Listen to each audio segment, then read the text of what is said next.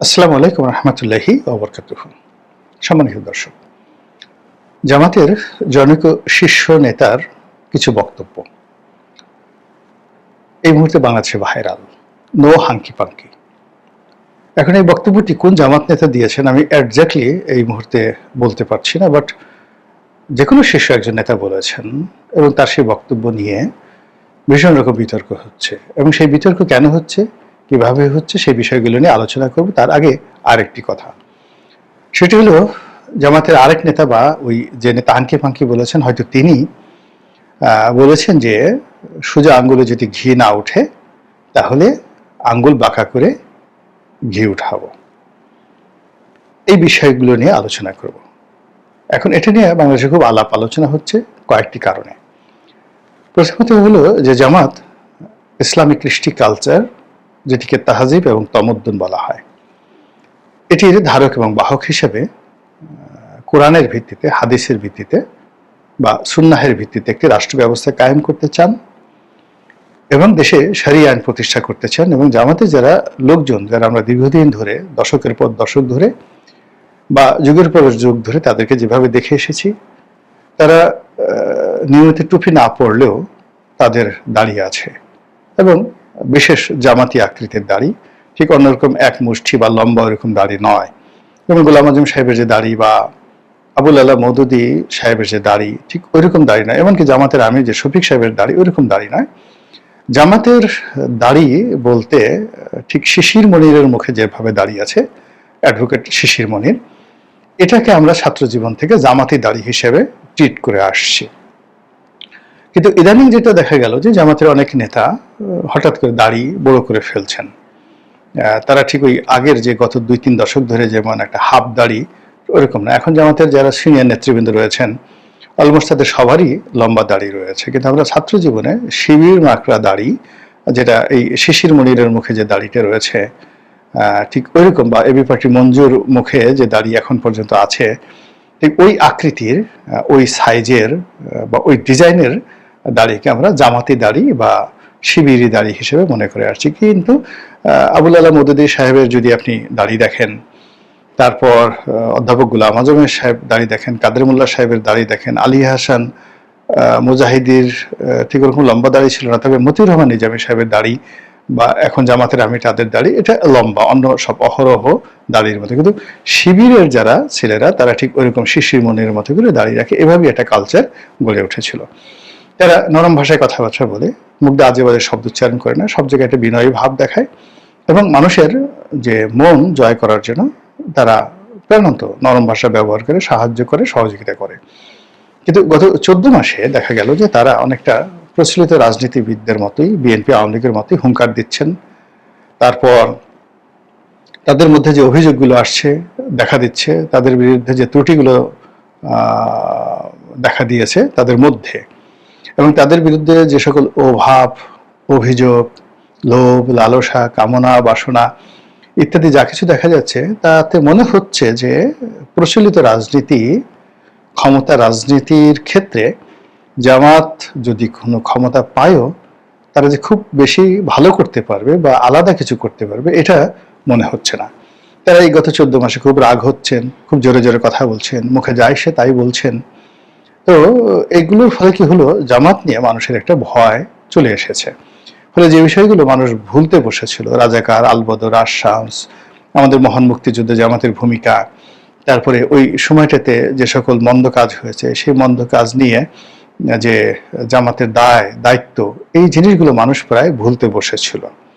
কিন্তু এই July August বিপ্লবের পরে যে পরিবর্তিত পরিস্থিতি, তাতে করে পুরনো যে ক্ষেত, ক্ষোভ, পুরনো যে আবেগ, পুরনো যে কাহিনী, যে বাস্তবতা, নির্মমতা, নিষ্ঠুরতা, অন্যায়, অবিচার, অনাচার, ব্যভিচার, খুন, ধর্ষণ, রাহাজানি, যা কিছু জামাতের বিরুদ্ধে এসেছিল, রক কাটা ইত্যাদি, সব কিছু আবার নতুন করে ডিজিটাল ফর্মে, আলফা ফর্মে, অনেকটা সনেটের কায়দায়, চতুষ্পদী কবিতার কায়দায় যেভাবে আমাদের সামনে এসেছে, এটা যদি জামাত সামাল দিতে না পারে, তাহলে মানে জামাতের মুখে আর যা হোক না কেন ইসলাম শব্দটি এদেশের জনগণ মেনে নেবে না।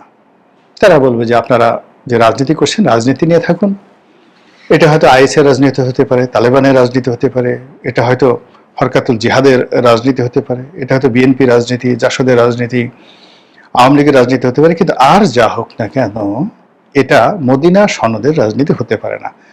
এটা এখন একেবারে মানুষের মধ্যে এটা বদ্ধমূল ধারণায় পরিণত হয়েছে। এবং এখন জামাতের বিরুদ্ধে যে ক্ষোভ, ক্রোধ, গোস্বা এমন একটা পর্যায়ে চলে এসছে, জামাতে যারা রাজনৈতিক প্রতিপক্ষ তারা যদি সুযোগ পান, স্কোপ পান, বা একটা পরিস্থিতি তৈরি হয়, কি যে সর্বনাশ তারা জামাতের ঘটাবে তা এই জামাতের সোজা আঙ্গুলে ঘিয়ে ওঠে না, আর হাঙ্কি পাঙ্কি শব্দের মধ্যেই এটা নিহিত। আপনারা জানেন যে মানুষ যখন খুব ক্রোধে উন্মত্ত হয়ে যায় এবং যখন মানুষ তার বিশ্বাস হারিয়ে ফেলে, ধৈর্য হারিয়ে ফেলে, ভয় পায়, আতঙ্কগ্রস্ত থাকে, তখনই মানুষ কিন্তু গালাগালি করে, তখনই মানুষ জোরে জোরে কথা বলে, চিৎকার করে। তো এই যে জামাত এই সময়টাতে যে চিৎকার করছে, গালাগালি করছে, আজে বাজে কথা বলছে এবং এমন সব কথাবার্তা বলছে যে কথাগুলোর হয়তো অর্থ তারা বোঝেন, হয়তো বোঝেন না। আমি ধরে নিই যে তারা হয়তো এই জিনিসগুলো না বুঝেই বলেছেন, জামাতকে ভালোবেসে। কারণ আমি এখন এই দুটো শব্দেরই ব্যাখ্যা করব। ব্যাখ্যা করলে আপনি বুঝতে পারবেন যে এই শব্দ দুটো যে তারা ব্যবহার করেছে, কতটা অজ্ঞতা নিয়ে তারা এই শব্দ দুটো ব্যবহার করেছে। আর যদি অজ্ঞতা না থাকে তাহলে কতটা অশ্লীলতা, কতটা বাজে স্বভাব এবং কতটা মূর্খতা থাকলে একটা মানুষ এই শব্দগুলো ব্যবহার করতে পারে, সেই জিনিসগুলো আমি শব্দ দুটোর ব্যাখ্যা আপনাদের কাছে বলবো।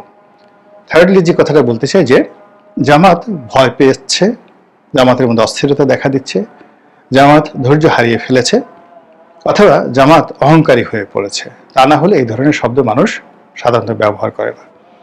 প্রথমত, বাঁকা আঙ্গুলে ঘি ওঠে না, এই কথাটা আপনাদেরকে বলে নেই। সমাজ যখন বা প্রকৃতি এবং পরিবেশ যখন শান্ত থাকে, শীত হয়, শীতকাল হয়, তখন ঘি দেখবেন জমাট বাঁধা অবস্থায় থাকে। আর প্রকৃতি পরিবেশ যখন নাতিশীতোষ্ণ থাকে, তখন ঘিয়ের মধ্যে একটু দানা দানা ভাব থাকে, আবহমান কান বাংলায়। তো সেই অবস্থাতে আসলে আপনার ঘি উঠানোর জন্য আঙ্গুল বাঁকা করার দরকার হয় না, আঙ্গুল ঢুকানোর সঙ্গে সঙ্গেই আপনার আঙ্গুলে ঘি উঠে যায়। আর যদি দানা দানা হয়, সেটাও কিন্তু আপনার প্রয়োজনের জন্য যতটুকু ঘি দরকার ততটুকু ঘি আপনার সেখানে উঠে আসে। আর আঙ্গুল যদি আপনি সত্যিকার অর্থে বাঁকা করেন, খুব বেশি ঘি উঠে, এক আঙ্গুলে ঘি উঠে না। যদি এরকম একটা বড় বাটি থাকে, সেই বাটির মধ্যে ঘি থাকে, সেখানে আপনি যদি 4 আঙ্গুল বাঁকা করেন, তাহলে হয়তো চামচের মতো কিছু ঘি উঠতে পারে। কিন্তু সমাজ যখন উত্তপ্ত থাকে, প্রকৃতি যখন উত্তপ্ত থাকে, পরিবেশ যখন উত্তপ্ত থাকে, তখন ঘি উত্তপ্ত হয়ে যায় এবং একেবারে পাতলা হয়ে যায়।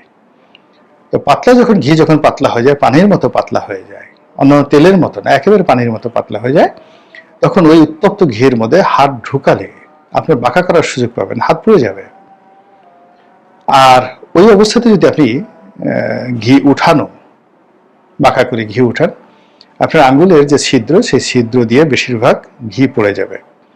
আর যদি ঘি কোনো বোতলের মধ্যে থাকে বা বয়মের মধ্যে থাকে, তাহলে তো আপনি 1 আঙ্গুল বা 2 আঙ্গুলের বেশি ঢোকাতে পারবেন না, সেক্ষেত্রে ঘি উঠবে না। এখন আমাদের এই সমাজের যে ঘি, রাষ্ট্রের যে ঘি, এটা হলো রাষ্ট্র ক্ষমতা। তো রাষ্ট্র ক্ষমতা পাওয়ার জন্য জনগণকে রাজি করাতে হবে, খুশি করাতে হবে। জনগণকে ভয় দেখালে জনগণ ওরকম উত্তপ্ত হয়ে ঘিয়ের মতো উত্তপ্ত ঘি টকবগিয়ে ফুটবে, আপনি হাতে দিতে পারবেন না। তখন জনগণের মধ্যে হাত দিতে গেলে সে আপনাকে বলবে রাজাকার, আলবদর, আশামস, 71-এর ধর্ষক, খুনি ইত্যাদি কথাবার্তা বলবে।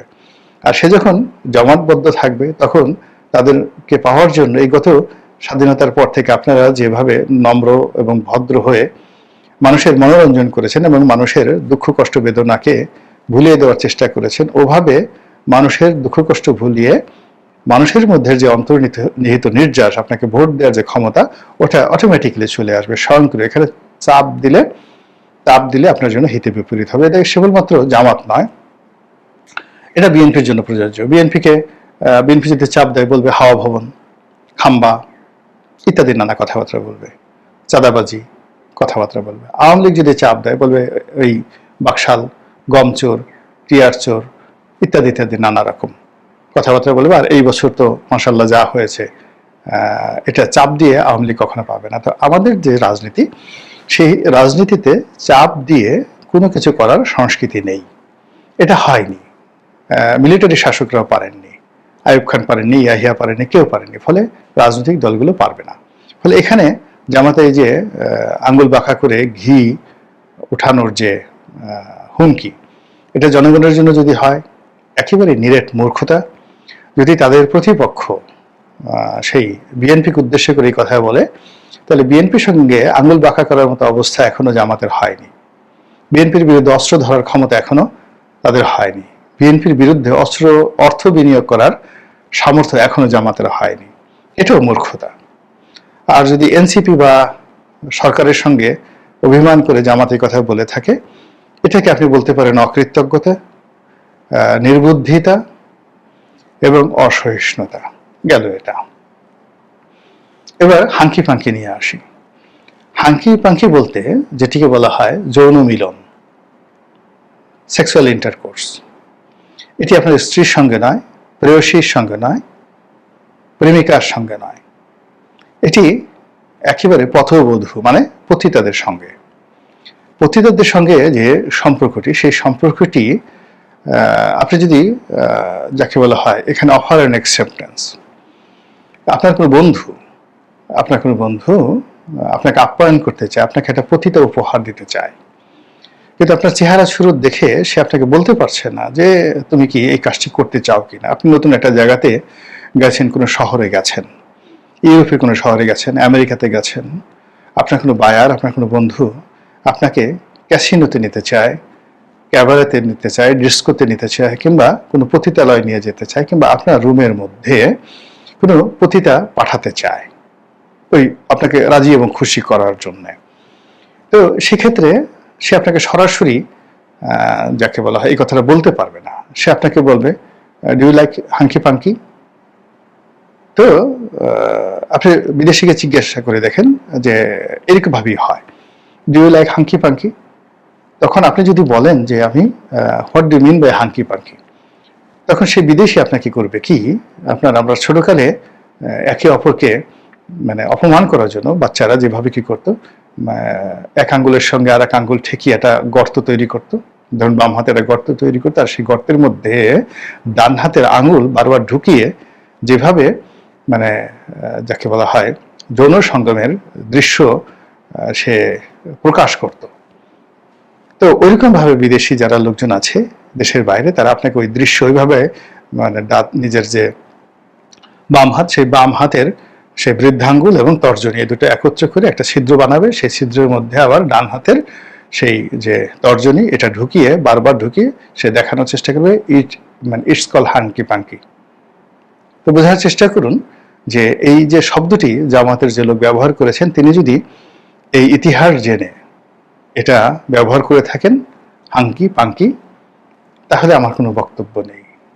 আর যদি তিনি এই শব্দটির মানে না বুঝে এটাকে একটি কথ্য শব্দ বা এটিকে একটা বিরক্তিকর শব্দ, প্রতিপক্ষকে অপমান করার একটা গালি এইভাবে যদি মনে করে ব্যবহার করে থাকে, তবুও আমি এটা স্বাভাবিকভাবে মেনে নিতে পারছি না।